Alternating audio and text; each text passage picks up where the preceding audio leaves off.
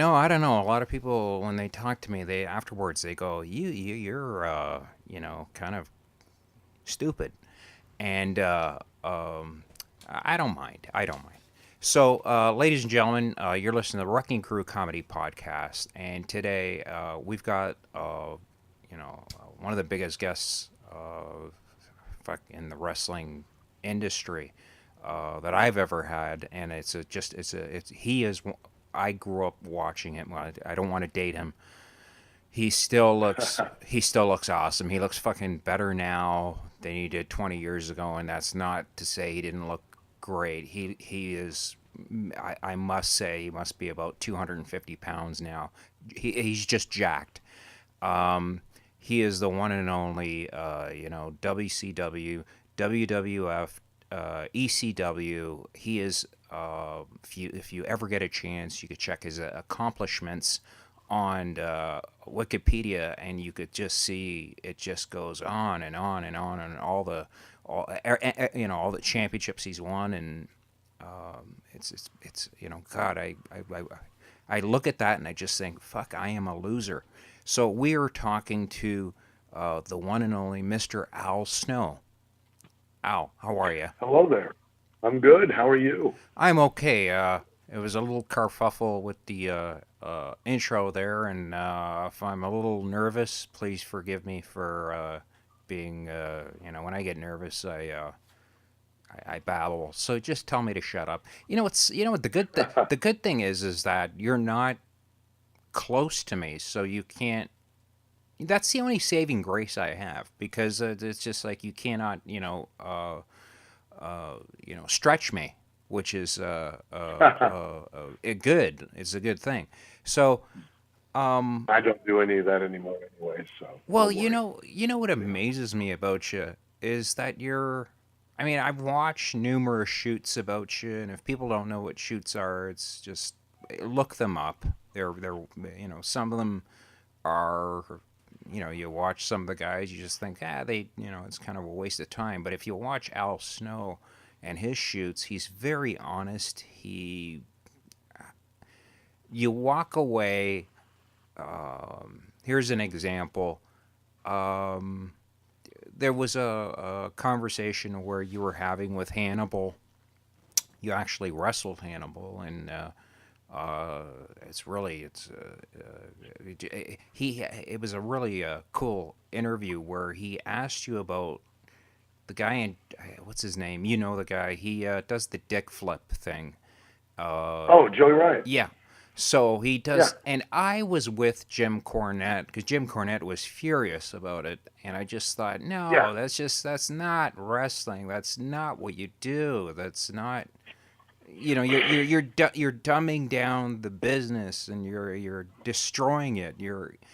And you gave such a wonderful answer, and it wasn't a knock on The Rock or anybody. You were just saying, like, it's just explain what uh, uh, Well, here it is, and that is where do you draw the line?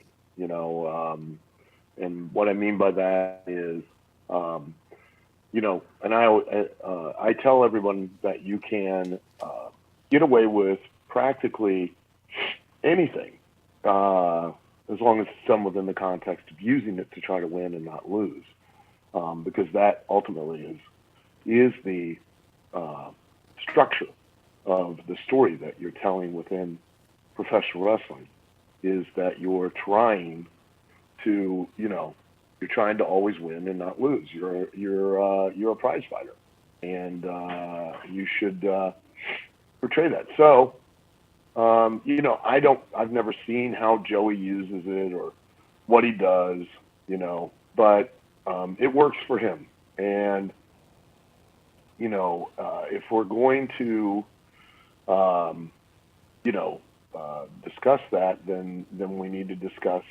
And again, this isn't a knock on the Rock's people's elbow. We all thought it was ridiculous till he taught the audience and got it over. right. The most devastating move in all of professional wrestling was Scotty 2 Hotty's, bulldog, because it only takes 3 seconds to pin a guy, but it took him 15 to 20 to do the worm. Right. And the bulldog was the setup for that. You know, it's a so where do you draw the line and say, okay, we can do this, but we can't do that. As long as it's done in the right context, I mean, you can do anything. Like I've told people, I mentioned, I think in that is that I've made people believe that I can knock another human being out with a plastic head, and I can't. I mean, that's not real, Right. But I've always done it to try to beat somebody, and people believe it and buy it and enjoy it and are entertained by it, and that's what matters. But sorry, go on. It's tough, to stand in judgment of what Joey Ryan is doing. Right. For one, because I haven't seen it fully, but you got to commend him. I mean, he got himself on ESPN. At that time they had not shown anybody, any wrestlers on ESPN, and then here's Joey Ryan. He's getting exposed on mainstream. It's not a wrestling program; it's mainstream programming. Yeah. To an entirely different audience. And I remember you saying that wrestlers are, that it's also for comics too. Wrestlers are very jealous. I mean, if sure. they see you, if I see you, on TV for 10 more seconds than I was on TV, Yeah. I'd complain about that or tell the boys and say, what's he doing? What's he doing? Yeah. Yeah, and that's just performers in general are like that. All performers, because we live in such a subjective world, and we're all so insecure, and but that's what drives us. That's what makes us performers, and at the same time is what causes us to a lot of problems too. Mm-hmm. It just Well, where we sit here and worry about what somebody else has instead of what we're doing. So. Well, something that freaked me out was that you read a book about psychology, and I think you read a lot, and you it's about using your brain, and there was a great you gave a great treatment on how to throw a punch properly. There's a great video of it out there. I'll put a link to it, and it's just you explaining how to properly. See, when I was younger and I watched, I remember seeing Jimmy Snuka getting the living shit knocked out of him by Ray the Crippler, where Crippler was, pretty much pile driving him on concrete, and the commentator was doing his job by going, "This is unreal. This is against the law. You can't do that." And I remember being so angry, just going, "This is not my grandmother. She'd be sitting there doing crossword puzzles, and I'd be screaming, going, 'Why isn't anybody calling the police?' I mean, the man is they're killing him. They're absolutely killing him." And I went out, and there were guys that were at the apartment building that I was living. I told Billy, he was 15 at the time, and I was only 9. And I said, "Billy, they should have called the police. You can't do that to somebody. They killed Snuka." And he said, and he tried, it was like he was trying his best not to destroy Santa Claus for me. Like he was trying to explain, to say, "Vito, if I hit you, if I punch you in the face, that's going to hurt, right?" And I'm like, "Yeah, of course." And he's like, "Okay, so if I punch you 50 times and then I see you next week, don't you think you're not going to make, there's no way you could work, right? I mean, there's really no way." And I just thought, well, that must mean they're superhuman. And in a way they are, but he's like, no, it's, he kind of worded it in a way that I finally understood that, okay, I get it. But it, to me, the illusion was, and this is what I think what made you so famous. To me, I believed that you were crazy. I would believe that this man is not playing with a full deck. Okay, and that is not a knock on you. That is something where I would sit there and go, yes, if I saw this guy, I wouldn't sit beside him because I would believe that he is just not all there. Brian Pillman would pull that off, and you were the only other guy that could pull that off. A few others tried, and I don't want to give off their names, but they just never. I never believed them. I never believed what they were selling, and where you would. Well, and that's the that's the key is that you know you as a fan you pay to believe in who I am and why I do what I do, and if you believe in the person, if you believe in who they are, then you'll always believe in what they do. That's that's the that quite honestly is the key to success in really anything, not just wrestling, but acting and even comedy, is that you need to be able to be believed in Right. who you are. And then once you jump that hurdle, and that's a tough hurdle. I mean, it's you got to get something that connects with you so that it connects with the audience.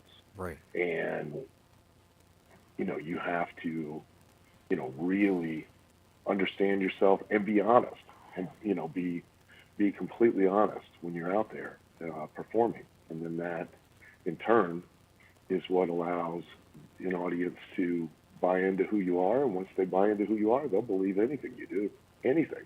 Right. That's back to the Joey Ryan, is that people believe or buy into what he's doing because they've bought and believe in who he is, and and the same with The Rock, and the same with Scotty 2 Hotty, and that's the most important aspect of any type of Right. performance, is Well, really convincing the audience of who you are, that you're sincere, and and that they get what you sold them. You're not selling them one thing and then turning around and you really are something else that they don't feel like they got what they paid for. well, it was So that famous match where Brock Lesnar lost against Goldberg in less than I don't know, a minute, and I remember watching that thinking, holy shit, that was so what, it was a minute, but it was the best orgasm I ever had. And yeah, I just thought, I listened to Jim Ross explain it, and he said this is a smart way of doing it. It's kind of of saying, course, it's kind of saying, hey man, you were lucky. You beat me. You were just that was just pure luck. You caught me off guard. You beat me. Big deal. That's not gonna happen again, pal. Now I know your game. So that was I just when he explained it that way, and it just I was like, yeah, that's what I would say. If that happened to me, I'd be like, buddy, that was just luck. That's all that was. yeah, So that was a lot of thinking went into that just a minute and a half, whatever. It was a very short match, but a lot of thinking, and there was a lot of psychological stuff that went on there, and I think that is something that you have and you teach your students. If you ever get a chance, watch Al Snow teach, and it's like you really do. I mean, you have a passion for what you do. I think there was you could tell by just God, the hell that you went through. You worked 15 years just busting your ass. I mean, you would cook your meals. You'd make these disgusting sandwiches. You heat them up and in your car on the carburetor, and I mean, it's just the sacrifice that you did, and the love of the business. I mean, the beating they It's no gave fact. you. Please understand, and everyone now, and and I hate to generalize, but everyone does. They'll talk about, well, it's a sacrifice. It's a sacrifice for this. I paid my dues. I sacrificed this. If you really enjoy what you're doing, and it's something you have a passion to do, it's not a sacrifice. Right. You're out there just doing it, and you love doing it, and you get to pursue what you want to pursue, and it's just you know, it's part and parcel, but it's And, never a sacrifice. It's never, you know, everybody really to this day, they all, like it's a cross that they have to bear. Well, nobody asked you to do it. right. Nobody came to your house and, put a gun to your head and said, hey, you need to come out here and you know, uh, work for little or no money. You've got to, oh, well, you're going to pay your dues. It's like, look, if you want to do it, this is what you got to do.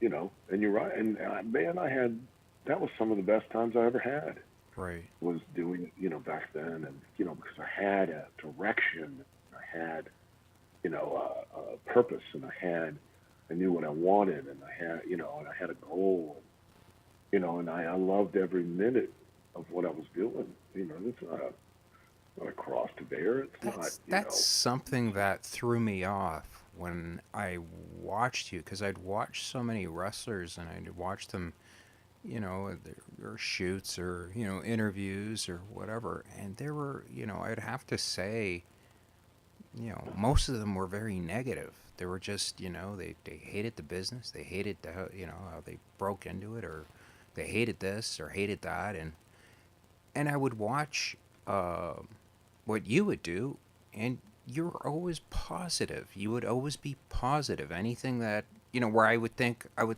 like what I just said to you. I would think you'd be, yeah, God, I hated it. Worst time of my life. I hated it. awesome. It was, it was a nightmare. And you're like, no, I loved it. I loved it. And that just threw me for a loop. I was just like, and that's true. If you do love what you're doing, who cares? Who cares if you're eating horrible fucking sandwiches? Um, you're doing something that and plus we all want, and it sucks is when you're a kid, you gotta still be told, you gotta figure out what you want to do in life. And you want to be a tradesman, you want to be a lawyer, or what do you want to do? And and that's something where you knew at such a young age to say, I want to be a professional wrestler, and you went after that. I mean, when I heard what Gene and Ole Anderson, the hell that they put you through, and you know, they did that for a reason, and I understand that. It was like, um, I believe that the back then, wrestling, you could pretty much call it the mafia. I mean, it was so Completely. protected. I mean, you really, once you were in, you were in. But when you said something like you were held accountable for somebody that you brought in, that's what the mafia does. I mean, if you bring somebody in and they turn out to be a fucking idiot, you're the one that gets in trouble. You know, for Yeah. bringing this person in. You know, Yeah. Yeah. And that's, gone away now. But back then it was very much the case. And, it was very much, you were easier to be a made man in the mafia than it was to become a professional wrestler at that I've time. heard I that. mean, Yeah, it was yeah, very, very protected. And the reason why, and understandably, is that, one, if anybody can do it, then, your value is very low because anybody can do it. It's like, eh, well, my friends can do that. My neighbor can do it. Hell, I can do it. Well, what's that make you? You're not that special, you know. Well, I So love. the more and it should be hard to do things. We live in a world where everyone's enabled, and people might disagree with this, but I I encourage you pursue whatever you wish to pursue, but understand that if it's worth doing, it's going to be hard, and it's not going to be easy, and something that lasts is going to it's going to take a lot of time, and it's going to take a lot of work, and if something that doesn't last and doesn't have any value is going to be easy, and it's going to be you know simple to do, and you should want it to be hard. You shouldn't want it to just be handed to everyone, because if it's just handed to everyone, what have you accomplished? What makes you special? Because anybody else can do it. And that's been it's been the case in everything. Not just wrestling, but just in general. It's now um, where we lower the wall so that everyone can climb it. Where it was there, the wall's there for a reason, to keep those that really don't have the passion or the desire to pay the price to pursue it out. And instead we go, you know what, I just don't want that guy to, I want him to feel bad. So you know what we'll do? We'll lower the wall. That way he can climb over it too. Right. And well, he's not really, he doesn't really invest in himself, and he doesn't really, put the time in or any effort in. But we'll lower it because we don't want him to feel bad. We want him to feel good about himself. That's not, that's his responsibility. Yeah. You can't make people feel anything. You're responsible for you, and they're responsible for them. And yes, you need to be compassionate, and I am a very compassionate, tolerant person. But if you keep lowering the wall, and there was I refer to this all the time. There was a Monster.com commercial which was the perfect analogy for this whole thing, and that was there was a professional tennis match. Two people are playing, and they're going back and forth and back and forth, and I mean it's an awesome match. And then all of a sudden, two other people are on the court, and and they're not dressed like tennis players; they're just dressed regular people, and they're on the court. And now the game gets all screwed up and foobar, and then two more people, and then two more people, and then two more people, and they pull the camera back, and now you see everybody that was in the stands are now on the court and are part of the game, and the game has just been destroyed. Right. Because now everybody that was watching can do it, and if everybody can do it, Yeah. Well, what's the point? Anything. Why am I? And I think that. Yeah. I mean, if everyone could do it, you're devaluing the product. And let's face it, if you're a wrestler, you are a product. Al Snow is the product. You are selling Al Snow. Oh, absolutely. And I think a lot of people just don't. They don't see it that way, and I just think I don't know. I don't know why they don't see it. I mean, I've never seen you get jealous over why did this guy get a push, or why did this. And I remember you saying, a lot of wrestlers would say this. They would always say, "I got fired," and then I heard you say, "Wrestlers don't get fired." No. And I thought, well, what is he talking about? Of course they get fired. You get fired, and you're like, no, you don't get fired. You have an agreement. Explain that part, please. You cannot be fired as a wrestler. It's not possible because you're never hired. It's not a job. You're not working at Walmart. It's it is a business opportunity between you and the promoter. You go out and perform and create something in that ring with the audience that now the promoter can use to capitalize on. They can exploit and they can promote what you've made in the ring, and and between the two of you, you're going to make money together. And then what they do is they release you from your contract, which is why WWE, if you hear, they always say, well, so and so has been released. The fans will say so and so was fired. Right. Even the wrestlers themselves will say, I was fired. Right. And it's like, no, you can't be fired because you were never hired. And along with it goes that mindset of a lot of the job mindset. The job mindset is, one, I'm entitled to certain things because of the time I've served. In wrestling, you're entitled to nothing. You have to go out there every single night and you have to prove your value. Your value is directly related to whether or not you are the thing that sells tickets or you're one of the things that help sell tickets. There is no third option. Right. You either perform one of those two acts or you don't perform. Doesn't matter how good you are as a performer. If you're not motivating people to leave their house to see you in any fashion, then there's no point in having you on the show. There's no ifs, ands, or buts about that. And the same goes for if you're an actor.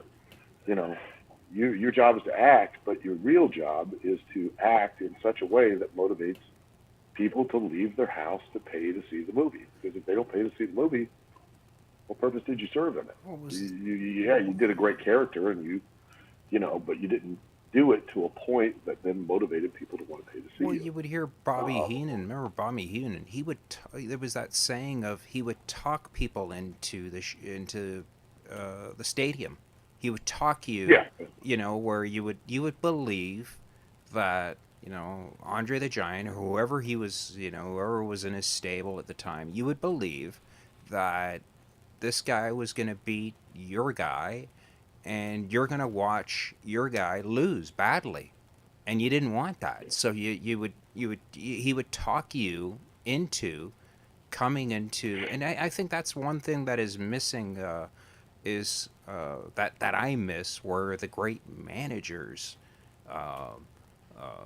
There were so many great managers. I guess Lou Albano was clearly insane, but it was enjoyable. You just enjoyed Mr. Fuji. I loved Mr. Fuji. There was that it was kind of like a group. It was even Jimmy Hart, the Hart Foundation. It was like there was a crew. There was it was like something just is not. And wrestling's doing well. People are saying wrestling's not doing well and blah blah blah. And I look around and I think no. I mean, I just watched what was it, SummerSlam a couple nights ago, and the place is packed. They had the women at the ending, which I don't. I'm not really. I'm there to see the wrestlers, and the girls, pretty girls. I want to see a girl that is, for me to believe that you're a wrestler. Like I look at you. You're about 250, 6'2". I mean, you look like a wrestler, okay? You look like somebody I just do not want to get into an argument with. And then you see these girls that weigh 110 pounds, and I just think, they got great moves, and but I just love watching, example, first time I saw Billy Graham, I remember thinking, I said to my dad, how much can that guy lift? And my dad said, whatever he wants, son. I mean, like he just, the man is just, and you would just sit as a child, you'd sit there in awe of just, you just knew this was work. These guys just worked and worked. And these promos, I miss the wonderful promos. You used to have some of the most killer promos, and I think that is an art form that guys are missing. It's important to have a great promo and just guys just that's something that you teach at the Al Snow Wrestling Academy. A lot of people don't know, and the academy is, it's not little Mickey Mouse Academy. It is, and I'm not saying this guy. I don't even know. Al, do I know you? I don't fucking know you from a hole in the wall, but I know several people that have gone to the shows. I've interviewed wrestlers from there. The place, uh, uh, you've got places in Denmark, England. I mean, all over the globe. This is not a little school. And why people go to this school is because you teach them not just the art of wrestling, but promo, how to to sell yourself. What makes you valuable? Why would anybody want you? And the stars that you've had come out of there to go on to become WWE superstars is the record speaks for itself. Um, that's something that, and I look at you and I just think, I don't know, maybe you're the most positive wrestler I've ever seen in my life, and maybe that's why things are going. I don't want to jinx you. I just think things go well because he is very positive, very passionate. He wants you to succeed. And when you do Well, shows, I do want people to succeed, because the more they succeed, the more I ultimately succeed, and I do sincerely, you know, anybody that I work with and train and everything, I want them to succeed. I want everyone to succeed, because the more they succeed, the more the business succeeds, and the more it does, then the more it allows me to, pursue what I love to do, and continue to make a living at it. And I get dark and I get negative, and just like anybody. I mean, we all do. But and I ask, why me? Why not me? Why not, why this guy? Everyone does that. It's just, it is what it is. Um, but how can I be negative about something I've got to do for so long? And when people, just a little bit of advice to people is that when you complain about the thing you chose to do, that doesn't make you look good. It makes people go, "Oh, what was he thinking?" You know what I mean? Well, he ain't that smart, because you clearly have been doing this for how long, and you should have smartened up and not been doing it anymore. You know, right? because you can only be treated. No, there's no ifs, ands, or buts. You can only be treated the way you allow yourself to be. Um, somebody mistreats you, which they will. That's inevitable. Then you need to be able to pick up and leave, and not stay, and have enough self-respect to do that. And move on. Find somebody that will treat you appropriately. Because if they don't, then find somebody else, or find another job. If you are at a job, which I just fascinates me. I'll be at a checking out at a with a cashier, or I'll go buy food at a fast food restaurant, and I'll say, "Hey, how you doing?" And they'll go, "Well, I'll be a lot better in about 4 hours." Yeah, And it's like, I know. I think. well, then why are you here? I mean, you can find another one of those jobs anywhere.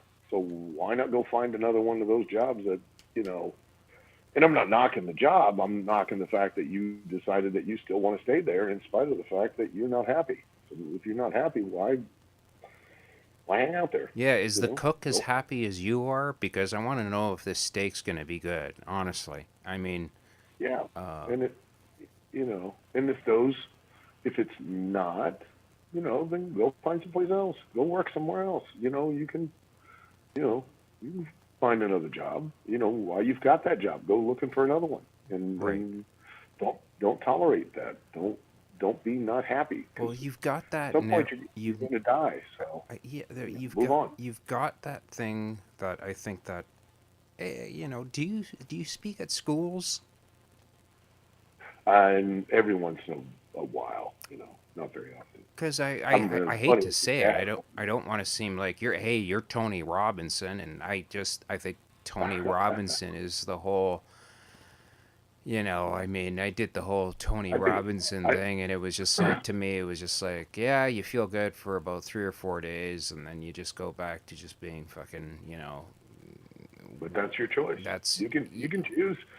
People ask all the time. They go, "Hey, how you doing?" I'll go, "I'm doing great." You know why? Because I can choose to do whatever, be whatever I am. Why just be okay? right, Why just be, and you ask people, you ask them, and they'll go, "How you doing?" I'm all right. I'm getting by. Well, you can choose to be anything you want. Why not just be great? right. It's your choice. Does that mean you're not going to have challenges, or you're not going to go through a bunch of BS and struggle? No, you're still going to do all that. But you can choose What do you tell? to, You must have a student that is just where you just sit there and go, he's got the talent, but you could just tell he is. Um, you get the passion. he You does ain't got the passion. I don't care how much talent you have, or ability, or charisma, or size, or muscularity, or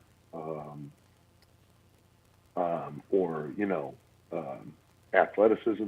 It don't matter. You're not going to succeed. So you don't have the passion. So you don't have the passion. You're not going to amount to anything. You could be quite the converse of it, the opposite, and you could have just enough or barely enough of those attributes: size, look, charisma, and you could have passion, and you'll be successful to some degree or another. right, You'll succeed. You'll succeed. You'll go further than the people that don't, right. and that's the truth. I mean, Well, have you ever pulled a student aside and just you must have pulled a student aside and just said, "Listen, you could go a lot further if you just sure, turn around and do this," and yeah, but they have to figure it out themselves. You can give advice, right, but if you're smart enough, I don't need to tell you, and if you're dumb enough, you're not going to listen. So, right. I'm just, you got to go and experience it on your own. That is very smart advice.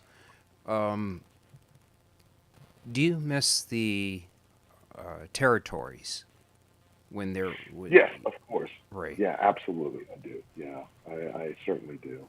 And, you know, and I miss them for a lot of different reasons, but, and I think that, they serve a much broader purpose, and, they can come back. That it's possible, but it's up to the performers themselves to be able to make that possible, um, and because it's in their control, but they don't want to do what it takes to do that, and that's too bad, but 'cause they're to do a territory, I mean, is it against the like if you were to try and do a territory, Florida, okay, would you get in? Like, could WWE sue you? Like, I I'm don't. sorry. Could if you wanted to do your own wrestling show, Yeah. like remember when Vince McMahon purchased all the territories off all the promoters that were around, and Uh-huh. could you open up your own? Uh, Sure. so Uh-huh. why haven't people done that? Is it Don't just have it's the just not pro- just not you don't have the money, you can't compete against them? Well, that's one big thing, and you're not ever going to compete against WWE because WWE does WWE better than anyone else can. So don't try to compete against WWE. Do your own thing. The problem is, though, is that unfortunately, you need one very important thing, because without it, you can't succeed, and that is a product, and the product is your talent, and the talent are preeminent. And if you don't have the talent on that page of treating it like a business and trying to make money, then you just can't succeed. And the other problem is, and a lot of people don't realize this, is that wrestling's very, very capital. It's a heavy investment. It takes a long time for you to realize a return on that investment, and you've got to pump that money in and understand that you're not going to just get it right back. That it's going to take some time for you to do it, and you've got to be willing to ride that out before it happens.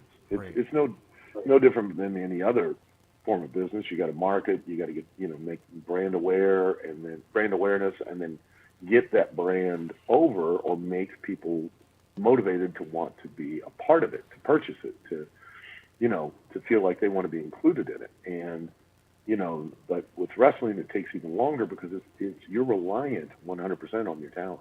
Right. 100% you're reliant on your talent. You can, you can dress them up and, give them every piece of production and every advantage that you possibly can imagine to be able to, give them the best opportunity to succeed. But if they don't do what they need to do, it's not going to work. Right. And then you're not going to get a return on your investment. Well, I just wish that there was more than just, I wish there was more that, if the guys could go to, a different, what is it, TNA, they tried and they were doing well. I mean, I was surprised that they lasted as long as they did. But they had to go up against the giant, and Jim Ross said something really cool. He said, you can't beat Coke, but you could beat Pepsi, Yeah. And that's the goal, is you can't beat Coke. So don't try to beat them, and don't try to do what they do. Try to do something different and try to be an alternative. And, right. And do what you do, the best that you can. But, be aware. It's going to take time. You're going to be putting a lot of money in, and you're not going to be getting a lot of money out. And start small. Start small and work your way up. But a lot of people, think, well, I'm going to compete with WWE, and the fact is, you cannot. Yeah, it's. I don't care who you are. Yeah. You can't. You can't. You're not going to. And even WCW did compete with WWE, but it took them years. Yes. And that they had been around for decades and had built up a base, a foundation that allowed them to have a chance finally to have, be able to compete with WWE. But that took ages. Mm-hmm. And, so you think you're just going to walk in and do this? No, you can't. Right, you just right. can't. Yeah. You're fooling yourself. And WWE is not just a brand. WWE is an iconic brand. That's a big thing. right. That's like Band-Aids or Q-tips or, Kleenex. Kleenex, Harley Davidson. Those are considered iconic brands, meaning that you identify, tissue with Kleenex. You identify, cotton-tipped swabs with Q-tip. You identify, and that's, man, once you get there, shish. I know. A lot of people don't know that. They think, hey, Kleenex, and it's just like, no, that's a brand. That's the name. Like Vice Grip. Yeah, Band-Aid. Vice Grip. Band-Aid is just a brand, Yeah. and and Listerine is just a brand, and so you're not going to compete, but can you create a territory? Can you create a regional operation? Can you create even an alternative on a national level? Yes, yeah, you can, but it takes a tremendous amount of focus and really producing these days your talent until you get all of your talent on the right page to be able to draw money, because ultimately you have to draw money to stay in business. Yeah, so. And so many of them have tried, and it just kind of I think, because they think that they can just let the talent go out there and just perform, and you can and you should, because it's their responsibility. But the talent are out there, these days, because this is what's the way they've been taught. They've been taught to perform for critical acclaim, and not to motivate an audience to pay to see them. And that's a big difference. Right. It's a big shift in what you're really doing and why you're doing it. And the more you pay attention to those kinds of things, and the more successful the company as a whole will be. So, I wanted basing their success on it, whether or not they have drawn money. Right. Well, I hope it happens one day. It'd be really cool, because I think it'd be nice if the guys could just, if once it's kind of like guys look at it that once they're done in WWE, their career's over. That's not if they utilize their time in WWE correctly and build a brand, and right. To where now, going forward, no matter where they go, no matter what they do, now they have a recognizable name, that is out there, and an audience potentially, if they see that name, could be motivated to come and watch them, because they've made some kind of impact while they were there on the right on that bigger stage. No, Al, I don't want to be a downer, but half the wrestlers that I watch old wrestling with my son, and we pretend I already know who lost, so I pretend I'm the guy that's gonna lose, and that way he's the winner, and he's always the baby face, and we do the moves, and he'll stop and say, "Dad, that guy there, who is that guy there?" And I'll say, "Well, that's that's Rick Rude." And and he's like, "You should meet him, or we should go see him." And I just, I'm like, "No, you can't. You can't." And he's like, "Well, why?" And I'm like, "Well, he's passed on. He's and he's stunned. He's like, a guy like that is passed on." And I'm like, "Yeah." And then we'll show some, there'll be another wrestler, and there was one match that, it was Piper, and there was several other guys, Warrior, and all these guys. It was Mr. Perfect, and it was a one match where I'm watching it, and I realize that even the manager, they're all gone. And it just got me really, got me sad.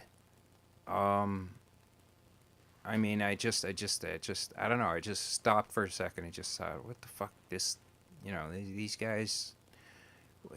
When guys pass away, I mean, wrestling, the beating that you guys give yourselves, the physical toll. I mean, that must be. I mean, you ever sit there and look at it and just think, oh fuck? When you hear, I mean, when I would hear people passing away, or when I heard Luna Vachon pass on, or I was supposed to do an interview with Nicole Bass, and we're ready to do the interview, and within 3 days she had passed on. And it was funny, she used to call me Superman, which is, I have no idea, because I'd always wear a Captain America shirt, so she called me Superman. So it just, I don't know, it just fucking makes me sad, like really sad, where I just go, those are guys that just should not have, they should still be here. I mean, Piper was generally a very nice man, and I don't want to, he left a family, and I mean, what do you do in those situations when you hear such and such has passed or whatever? Do you just go, oh, it's the business, and that's just, that's the life we chose, where, you're going to take a beating, and it's a tough business, man. Like, bad things happen, and sometimes you don't take care of yourself, what do you do in those situations? I mean, what do you do in any, whether it's wrestling or whatever? I mean, let's face it, everything is just like a story. Everything has a beginning, a middle, and an end. And, everything dies. Everything comes to an end. And, Right. that's not just in wrestling. That's life. And, and it doesn't matter if it's all, finite, but, that's not saying that in a negative fashion. That's, you appreciate what you have and enjoy it as much as you can while you have it. And, that's about all you can do. I mean, and it's terrible. I think a lot of those people were personal friends and acquaintances, and, it's a shame, when, you lose them. Right. It sucks. It really does. But what do you do? I mean, it's, you just got to keep going, Right. and that's not the wrestling business. And, they don't have, it's not like we're the ones that have a monopoly on performers passing away. Right. There's tons of them that have passed away well before their time, or when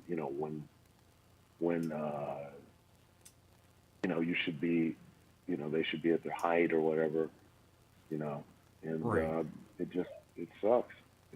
No, I know. All right. Yeah, I just wanted to ask you about this. And there was a wrestler called Enzo Amore that he got in trouble. I guess allegedly he raped somebody, or you must be careful when you're out there where a girl will sit there, and if they see you at a bar or whatever, and just go, that's Al Snow, and want to get their groove on with you. I mean, I know you're married, but I mean, when you weren't and you were out having fun, did you ever sit there and go, I gotta protect myself because, you know, this person could, like, sex is great, but something about this person, or you don't know. I mean, this day and age, fuck everybody.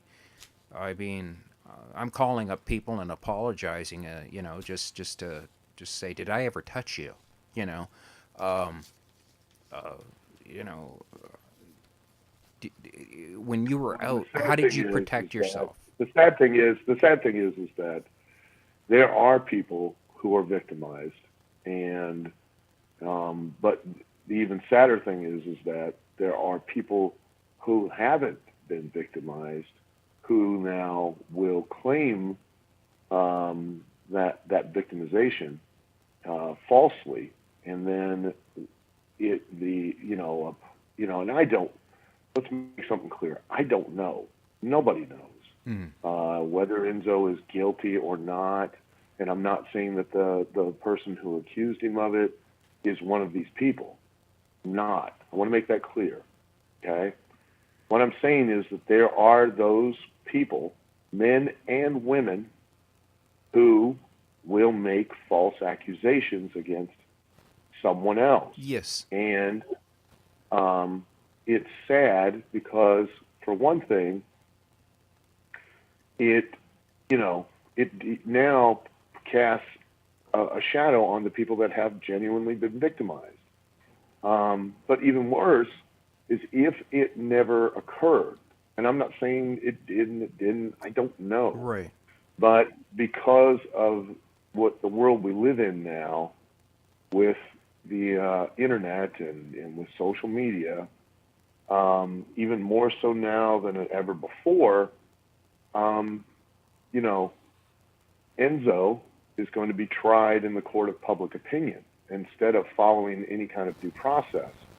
And even if he's exonerated, even if he's found not guilty, that it never happened, that it was false. And again, I don't know. I'm not saying that that's the case, but it's just as much a possibility that it didn't as it is that it did. And if that happens, it won't matter, because he's already been tried and convicted in a court of public opinion, because he's been fired, been released from WWE before that due process was allowed to be completed.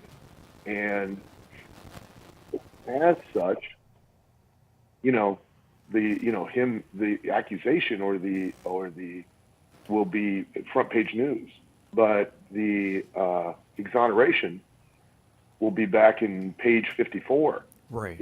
Way back in the back, or it won't be covered at all because it's not considered a news item. And if it's not considered a news item, nobody will ever know that, turns out that, it was proven through due process that it didn't, that he didn't do what was claimed to have done. And as, Yeah. Well, and that's too bad. And the reason it's too bad is, one, it's destroyed, somebody's life, if that's the case. But also, even worse is now, it makes it even harder for people who are real victims, with these people that, do these things in vindictive manners or, for vindictive reasons that, even though it never really happened, they still make these accusations, because now it's even more difficult for a person that it's actually suffered some kind of indignity and been a victim to now get people to, well, you'll always have that stigma. You'll always be the no matter even if you're innocent, you'll always have, hey, you were the guy that.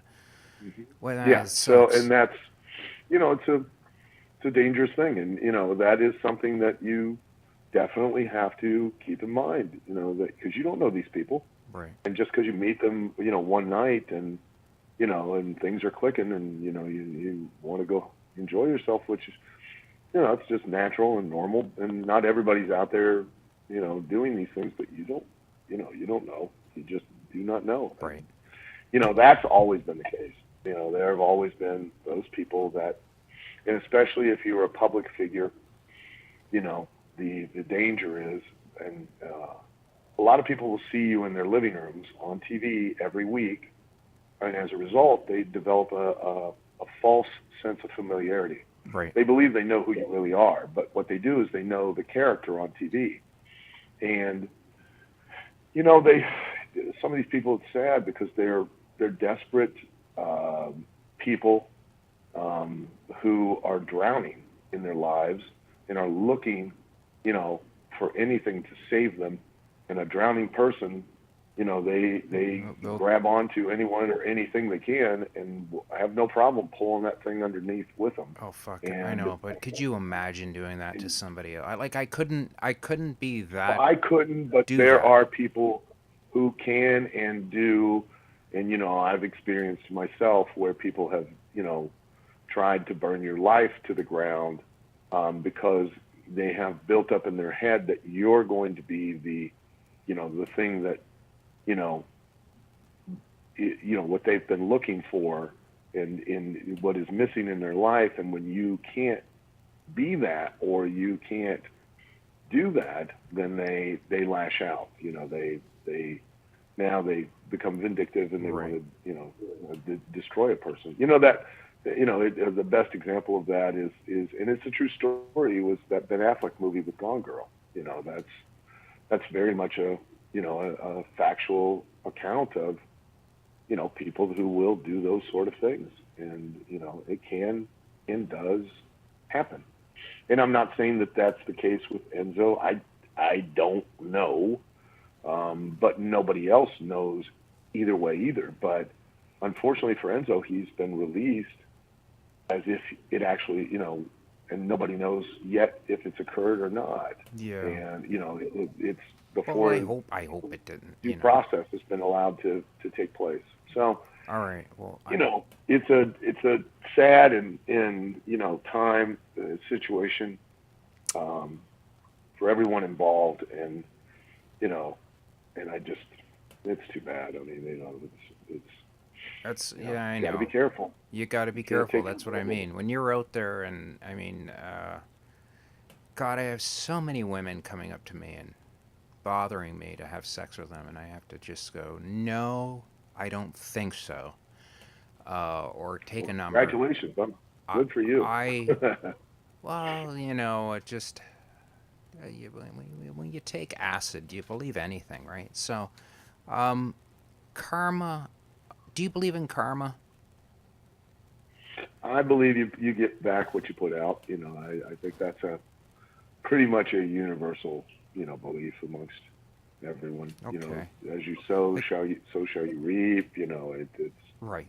you know, so Now, but sometimes it's just doesn't manifest itself as quickly or as directly or as we'd like. But I think eventually, in some way, some manner, it comes back to them. right. Now, Maybe not. You see lots of people that it seems like they just roll through life and do what they want and never seem to experience anything else. yeah, I know. It kind of blows my mind. So, Now I know time is precious, so I'm going to ask you some questions, and I want you to, whatever you could say past or whatever. So, um, what what is the best match you ever had that you would say the best match you've ever had? just every time I've gotten in the ring, I just, you can't pick just one. I've had thousands upon thousands. So, it's, I enjoy what I do. So there is no one more or better than the other. There are times that I'm happier with what I've done performance wise and things like that. But,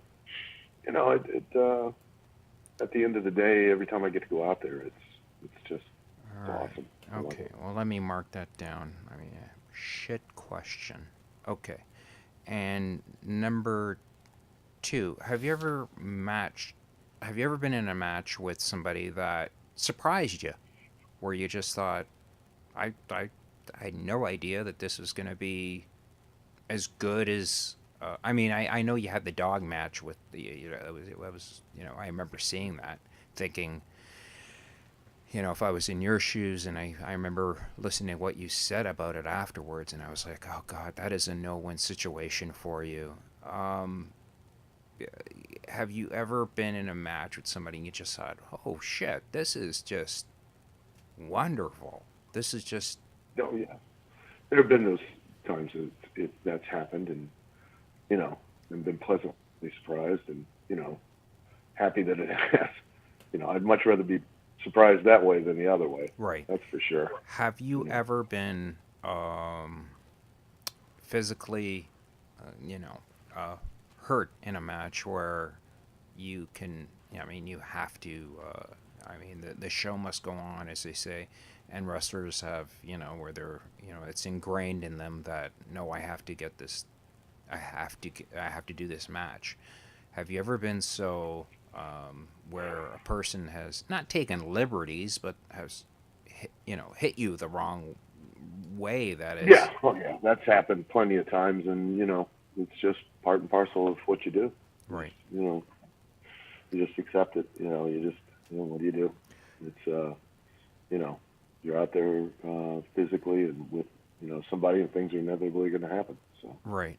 So, who surprises you in the wrestling business? Like, who do you sit there and you look at and you just think, wow, I can't believe that they're that great. um, God, no one, comes right off the top of my head. I mean, I wish I could tell you, but I'd like, yeah, I don't know. I mean, Sure. yeah, yeah, I don't know. Yeah. Uh, have you ever gotten into a real fight in the ring with somebody? Things have gotten, testy at times, and I've had to smarten people up a little bit here and there, and you know, um, uh, but never totally a real fight. Wait until we, get backstage, and I, you go and take somebody in a room and lock the door, and you're going to settle it one way or another. Um, and now that door ain't coming back open again until it's settled, and you don't do it in front of people. You don't do it for their entertainment. You don't do it to, you do it to settle the situation. And you certainly try to avoid at all times doing it out in the ring in front of the audience, because that doesn't just affect your livelihood, it affects everyone else on the show, and that's it's a pretty selfish thing to do. So, Right, right. you're affecting people's ability to feed their families and clothe their kids. So, Sure. wait till you get back, pull them aside, tell them you want to talk to them in a room, shut the door, lock it, and settle it however it needs to be settled. Why do just like this is what I notice. Why do some wrestlers become stand-up comics? I think because they're performers by nature, and stand-up comedy is probably one of the closest things to what we do in wrestling, and in a lot of ways shares some similarities of performing in front of a live audience, and it being a very synergistic type of performance, and you know, um, and so they you know kind of have a tendency to lean towards that. Right. Now, what is your dream car? Oh, dream car, I'd have to say probably a '68 Dodge Challenger. You Yeah, know, I could see that. big fan of Chevy Chevelles, but I think it was a '68. Saw a '68 one time. It was a Challenger. It was a drop top, and it was a bronze color. Man, it was beautiful. But saw it like a '71 Chevy Chevelle, and it was painted um, plum crazy, and I love that color on a car because it's from a distance it looks absolutely pitch black, and then as you walk up, you start seeing more and more of the deep dark purple in it. Right. It was a gorgeous car. So All right. Now, last question. If you had a time machine and you could still come back, it's not like you're gonna get stuck there and you're like, fuck, man, this sucks. You come back, but you can only go once. Where would you go? What would you do? And like, so, anyways, yeah, that's the question. I don't know if I'd go back. I mean, if I'm only going to get to go back once, No, no, you you could know, come back though. yeah. I just don't know if I'd. Everything happens for a reason. You are what you are at the time that you were it because of all the stuff that you went through. So I don't know if I'd go back. Maybe my father passed away, so I guess I'd go back Right. and see him. You know, Yeah. spend time with him and more time with him. But other than that, I don't think I'd do. I don't think I'd change anything. That's pretty You cool. live your life. You move on. Shit happens. All right. Well, don't go anywhere because I want to talk to you quickly right after. But folks, we've been talking to Al Snow, wrestling legend. He has the Al Snow Wrestling Academy. Go check it out. It is worldwide. I mean, he has schools all over the place, and they are. If you want to learn how to really wrestle and be a like, this is not a where I just take your money and good, because some guys, there are some schools that do that.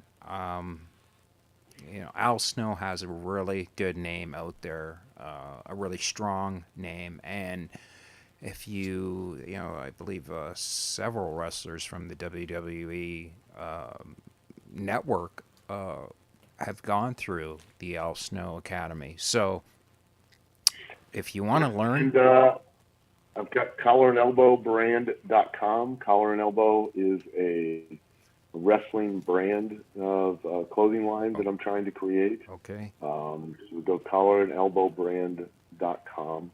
And then I've got Extreme Fitness, the XF brand of fitness supplements and fitness wear that I'm coming out with too. So go to the xfbrand.com and check it out. okay, And if you want to follow me on Twitter, Facebook, or Instagram, I am the real Al Snow. because there were some fakes. Yeah, And they then I wrote are. him There's and fucking said, tons of fakes "Hey, out if there. you want to be a celebrity, you should try to aim higher." So, you know, um, No, don't say that. You're an awesome celebrity. You are. And flattered flattered that I have some. if I were to steal anybody, it'd be you. Um, Yeah, until they see me and they'd be like, you don't look anything like fucking Al Snow, and I go, I know I've aged. I mean that's So, I'm gonna put all that up. So folks, check it out. He's got you've got some guys that wrestle for you. You've got like Simon the Fridge Lawrence. Jesus Christ, this guy's got you know a complete monster. So if you go to the shows and he puts on amazing shows, uh, it'll blow your mind. You'll walk away, and I know several people that have gone to the shows and have just walked away saying that was the best wrestling show I've seen in years. And that is just, yeah, I mean that's not bullshit. That's reality. So if you ever get a chance, check it out. I'm going to put up all those links so you could follow Al and you could see if you're interested. Please check out the shows and check out the brands and follow him on Twitter. And yeah, there are fakes, but I'll get you the real Al Snow. Al, it's been an absolute pleasure, and you've been a joy to talk to, and yeah, very surprised. Um, I know you read a lot of psychology and stuff like that, and you're a very positive person, and I wish there were more people like that on the planet. I just think it'd be a better world. So thank you. It means the world to me to have somebody of your caliber to talk to. Tomorrow I've got a porn star that's doing a double DP. So oh great. it's just the world I live in is kind of Sure. it's sad, but it's a living. All right, so thank you so much, Al. And Thank you. don't go anywhere. But folks, you've been listening to the Wrecking Crew comedy podcast. Please subscribe and be good to each other. All right, I'll talk to you soon.